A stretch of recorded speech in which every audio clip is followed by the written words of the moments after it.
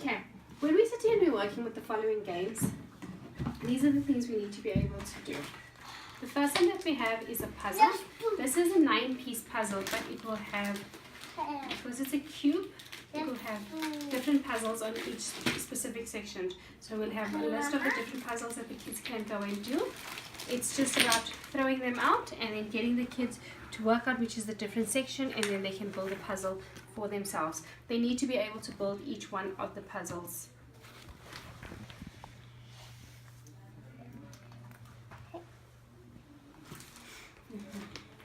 Are you building the puzzle? You know? Yeah. Okay, build the puzzle. Tell me when you're finished, okay? The next one is about getting the numbers in order. So it literally has to start with 1, 2, 3, 4, 5, and then you just move the pieces around in order to get them to get to where they should be. They usually will be jumbled up, but the kids will then be able to sit and move them around until they can get the numbers in the correct order. Again, pack the puzzles up neatly when we are done so that the next student can go and use it. The next item that we have is a magnet. So what it has is a whole lot of numbers throughout the picture.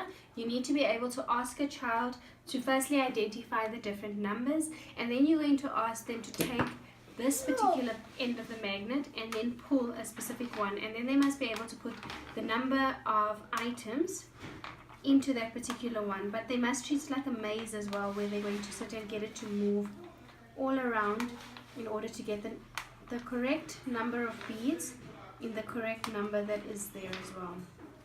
So for example, here we've got number 1, so we'll only have 1 bead over there.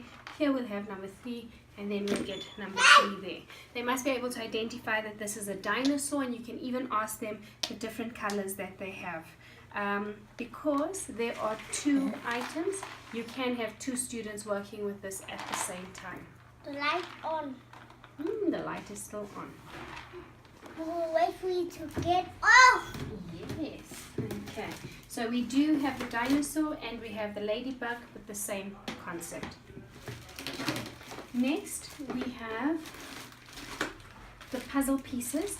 These puzzle pieces are all complete, and they will go with the different shapes that we have at the bottom. So you will find here we have a train, and these are then the pieces for the train. How you know it's the pieces for the train, or the train wheels that are black, which are circles, will be in this particular bag. Looking for the one with the ships. Wait for me to be done. Okay, this one here is the one with the helicopter, because you can see that big piece at the end, you know that's the one that goes here, so that's the one that goes for the helicopter. You're going to make a train, Eli. Okay, so this one here is the boat. Again, you can see from the bottom part of the boat or from the top bit over here that this particular puzzle goes with this particular piece. When they're done with the puzzle, we need to make sure that we put it back into the packet, and then we keep it as neat as we found it. We also have numbers from 0 up until 20. These go with this particular puzzle piece. The children must be able to identify the numbers, and they must be able to build a puzzle with each one of the numbers. I make a boat! You made a boat! Excellent. Yeah.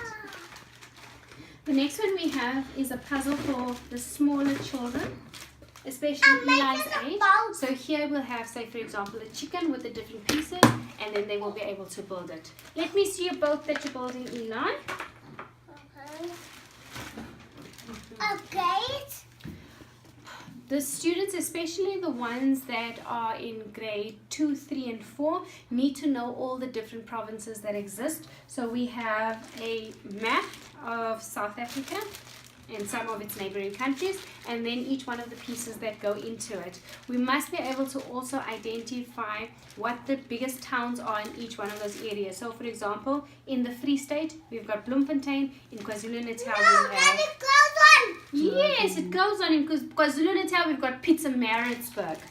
Okay, and then places like the Northern Cape, we will have Uppington and Kimberley. So they must be able to build the puzzle. Okay. The next puzzle that we are looking at has Okay, a put it grid. on top. There are 2 of them, and we do have them in separate bags. So what you will have is letters, numbers, and buttons of different colors. So what you'll then do is get the students, say for example, to build a tree, or you can get them to build a flower. So they'll just pretty much stick the pictures in. You might want to sit and write something down, so then you can put in letters, and you just find what's there. You can ask them to write something specific. Yes, you're putting in letters for this for you. So G8, and again, like I said, we can just build, say for example, a flower using the pictures. So the kids will be able to use their imagination.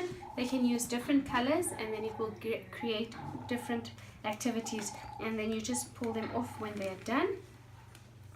If you struggle, just push it from behind, and then it usually does come out a bit easier, or you use another piece to go and get them out. But that's pretty much how these then will work. Okay, so you'll see. There we go, and they're hot. Okay, and then again, we always pack them back neatly where we found them, so that the next student will be able to use them quite easily. Here we have a map. It covers all the different areas in the world. So it's a map of the world. So you'll find that there's Canada, and then there's Brazil, and all the different places. So it's just to finish off the puzzle of the world. Oh, I can see your boat. Your boat is quite awesome. But here's another boat. Here we have a 9-piece puzzle. So the kids literally will just put the puzzle pieces in here. The picture of the puzzle is here on the top, and then you just build the puzzle pieces. Okay. Okay. Sit down, Eli. I'm gonna build the boat. Yes, you're going to build a boat. The next one that we have will sit and deal with different shapes, and it also will deal with fractions. So what they normally have is a hole. Can I do that wheel inside and this wheel inside? Yes, we can do that. You want to do an example? Yeah. Okay, let's do an example. Okay, so here what we have is we have 3 different shapes. So we've got a circle, we've got a square, and because it's got 1, 2, 3, 4, 5, 6 sides, it will be a hexagon. Okay, then the next one that we will have 2 pieces to indicate halves, and then 2 rectangles that will make a square, and then 2 pentagons, 1, 2, 3, 4, 5 sides, that will make that hexagon Let me again. take them out now. Eli's taking them out now, and then the children will be able to do thirds, and then they can just build the single big shape using the different pieces that we have. Diamonds. Yes, the diamonds. Huh? Are you putting it back? Yeah. Okay, so that's how this particular one. But the important thing here is that the kids need to know wholes, halves, and thirds, part of fractions.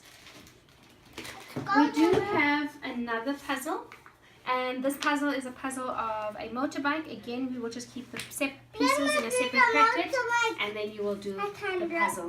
And then Eli will do the motorbike. Okay, the last item that we're going to look at is a game called Pictionary.